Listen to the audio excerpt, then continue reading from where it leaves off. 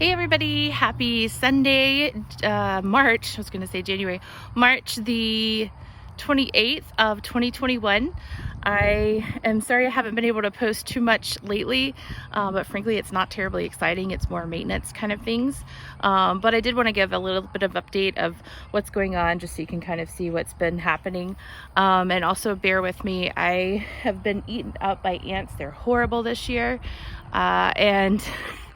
And I also have blisters from my shoes, so I'm going to do this barefoot, but it actually might turn out better if I go a little bit slower. We're also going to have Hera, who will assist us, and she is actually the most shy of all of them, so I'm really proud of her. She's really started to come out of her shell. Every afternoon she kind of wants to come and hang out with me, which is really sweet, and most of the time she doesn't bite me. Yeah, but anyways, I did work last weekend. I think I told you, in the garden. I am paring it down a little bit this year, specifically because I do have so much that I want to get done in the house. I want to spend my money and time on that, but this will be actually the first year that I can cook and eat in the house. So I at least wanted to grow the things that I really enjoy eating right out of the garden and have for the past couple of years. So one of my favorite things was Sun Sugar tomatoes. They're a orange type tomato, little bitty snackers. I would come out here a lot of times at lunchtime or on conference calls and just pick a couple off, and that was my snack. I'm also a huge basil fan. I've had some animals kind of dig in there, so I might have to replace some of it, but I did plant a good amount of basil.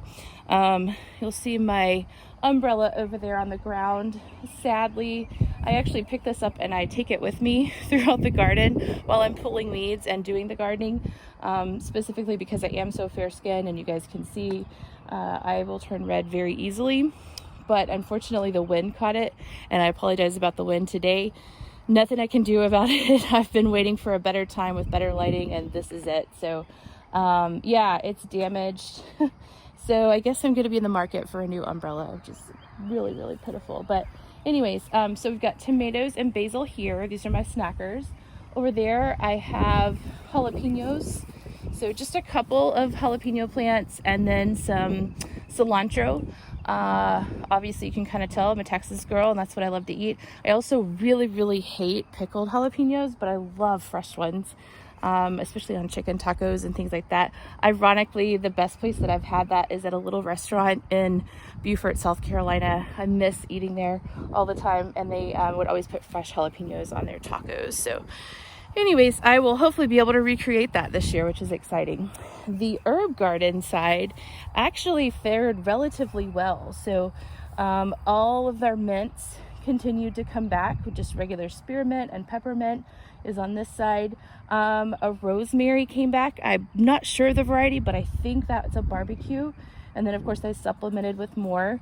I did throw in one lavender because I just really like those, and some chives, which are annuals, some parsley, which are annuals, but oregano came back. Sage was an annual, and fern leaf dill was an annual. So I did pop a couple of things in, but in general, everything did really well.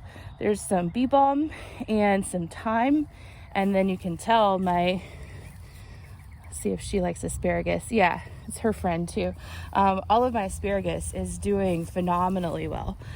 Big, huge stalks. This is, I believe it's either year 3 or 4. We bought the house 4 years ago, but the first year, this entire area was actually full of trash and weeds and trees and things taller than me.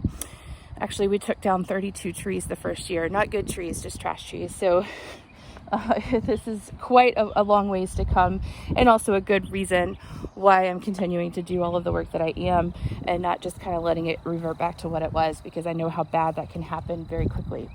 The bee balm here, or lemon balm, is loving its life. It did great. A little bit of curled parsley I did pop in because that's an annual. Oregano is doing great. Chocolate mint doing great. And then I did have a couple more annuals like fern leaf dill that I popped in. So apparently she wants to argue. Next thing is, ow, stop it. Sorry, she's also nicknamed Claws and Teeth. Joke's on her, she's standing in an ant bed. The ants are horrible this year. So next thing are peppers. I have a yellow, red, and purple. Those are my favorite bell peppers, so got a little bit of those. And then this is the first of the plum trees. Both of them did come back. This one actually flowered first. It is a Santa Rosa, and so I'm excited to get some good fruit off of that this year maybe. And then next up, this was quite the surprise. This is the Blackberry that I planted the first year, and it did nothing last year. So I was pretty sure that it was dead. Turns out it's actually going to give us some good fruit. It was great the last time I had snacks off of it. So I'm going to stake it up and try and make it a little bit happier. And then this one is just now starting to bloom. This is a Ozark Premier plum. I love not only the flowers but also the bark on this. It's kind of a purplish color and a little bit striated like a cherry, because cherry trees are not as happy here in Texas, so I'm really excited about that. Also, plum trees are what my grandfather had in his house that was just over the highway at Overlook. So growing up as a little girl, I would come and eat plums and strawberries as well. This is Yarrow, or Achillea, doing great. Obviously it's a native, you kind of expect that of it. It just continues to kind of spread, but not in an unmanageable way. The Altheas are all doing fine. They're just starting to bud out. They're also known as Rose of Sharon. And then over here I have some little baby slicer tomatoes. These are, I believe, something called Jet Setter or something like that. They're supposed to be a low acid, and I am really excited about caprese salads with them because I actually had one today. I love having that for lunch. So I did pop in all new, fresh new strawberries. So I've got Ozark, Beauties, and All Stars, specifically because they only last for so many years and they kind of die out anyways. And they didn't look too great anyways, so I figured we'll just start over. They're not too terribly expensive. All right, so the next thing is, let's see, lamb's ear is doing fabulous. Super, super soft, and all of the lamb's ear that you see in the property started with 3 different plants, and then I've been able to divide it every year, so it's doing great. The phlox, likewise, also it started with a couple of plants and I've just divided it every year. This one is called Early Crystal. It's super happy, spreads, and is doing wonderful.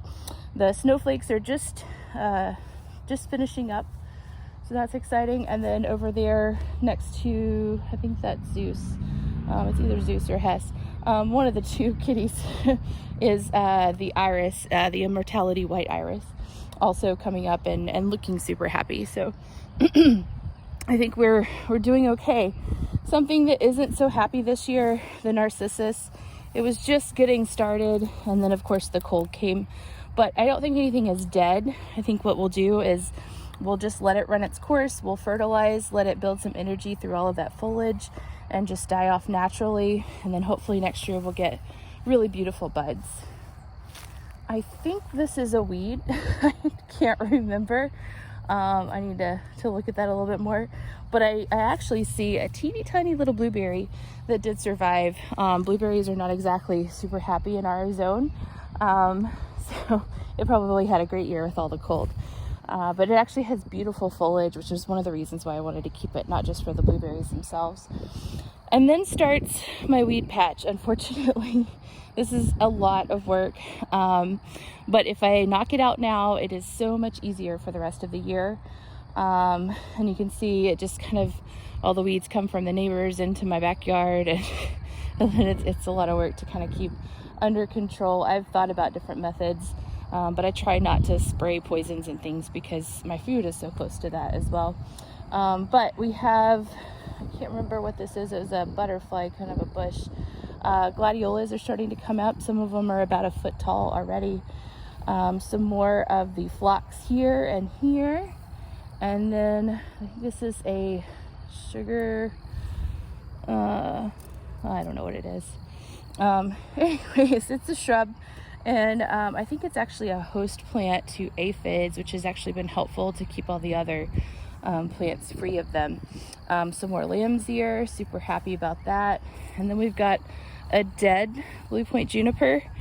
Obviously I'm gonna have to replace that one, but overall they've done relatively okay. I think we had spider mites last year, and then of course the cold did not help, so that one has just kind of struggled.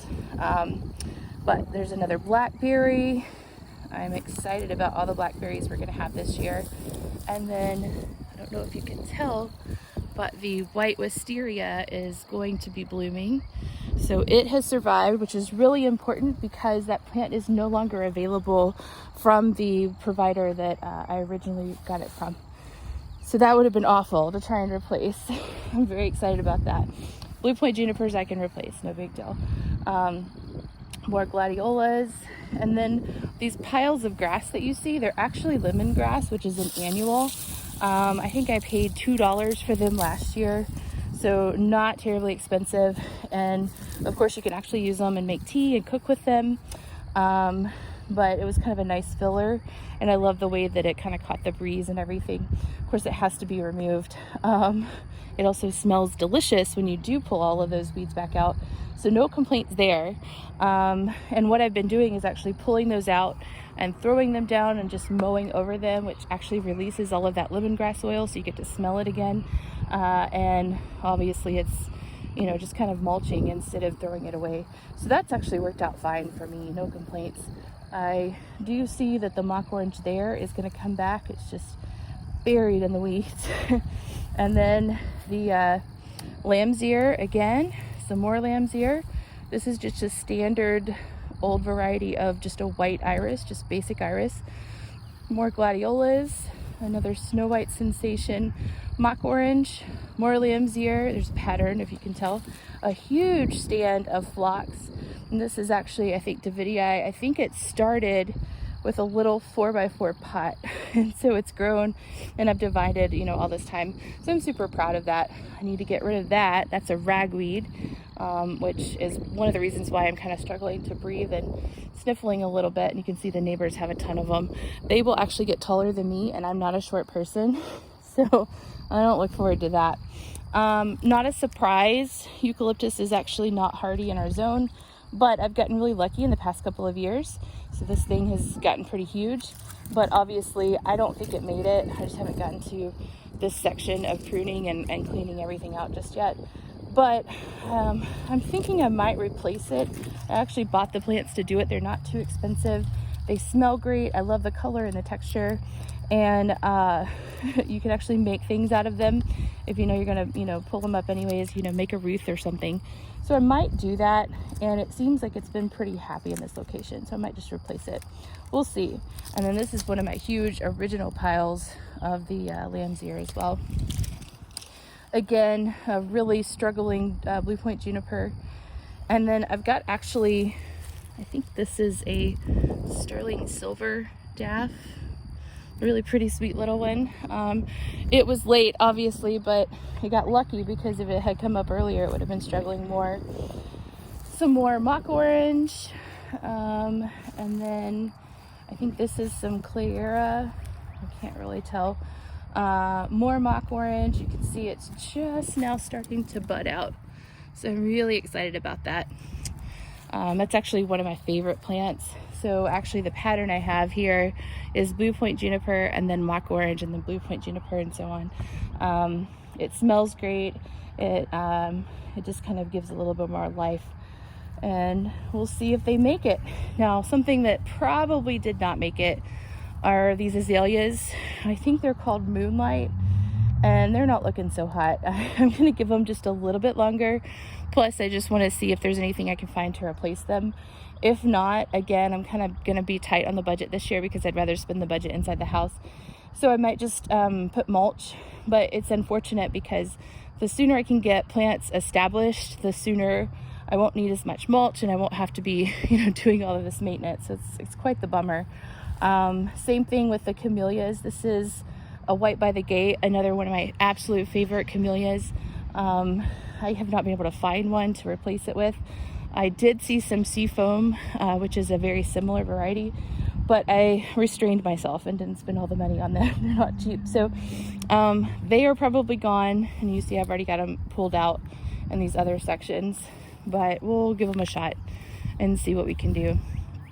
Something that does look like it has survived. Oh look, there is one azalea that has probably made it. Now this one might actually be one of the GG Gerbings, which is a very standard older variety. The viburnums. So this is a Viburnum plicatum. It's called Summer Snowflake, and it's kind of interesting. So you see this one has like a rounded habit, and this one was super leggy. I don't know what's up with that. So much so that I was really debating whether it was a weed or not, but I remembered that I planted 3. So there was 1, 2, and then over here is the third one. Number 3 isn't looking so hot, and I imagine that one got just way too much exposure.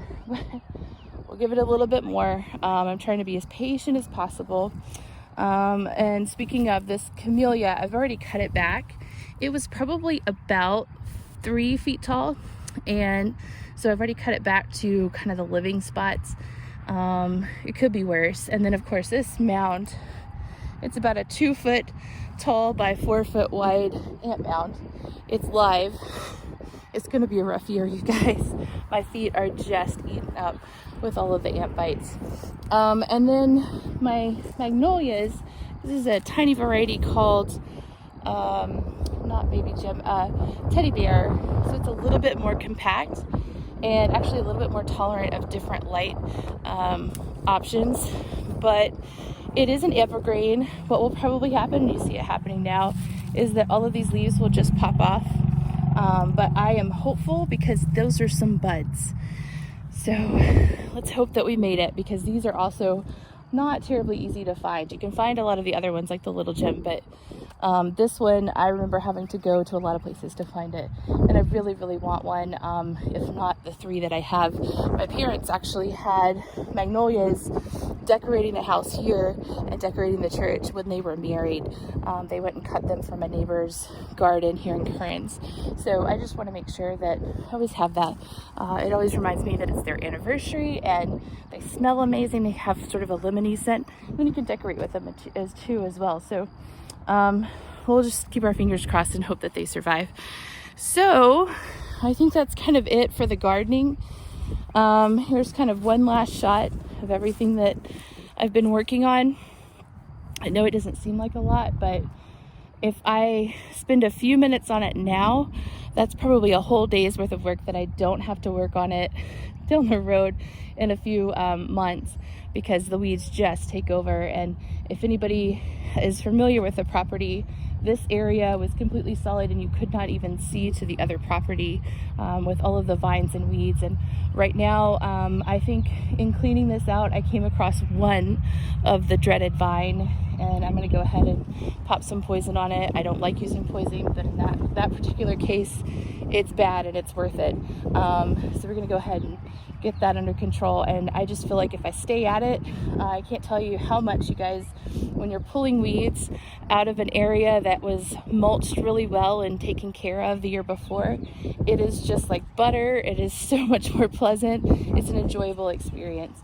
And so I think I'm going to be getting to a point where I can manage it in my old age, or I can pay somebody and be able to point, and it's not going to be an immense amount of work. So I want to be able to keep after this. So anyways, a little bit more work here, a lot more mulch. That's the secret to everything. And hopefully we'll have some good recovery. I know at least we've got something here to work with. And then anything that died, we just call that an opportunity in gardening. But I will have things to eat for the year and some beautiful things to look at. So you guys take care, have a really great weekend, and we will talk soon.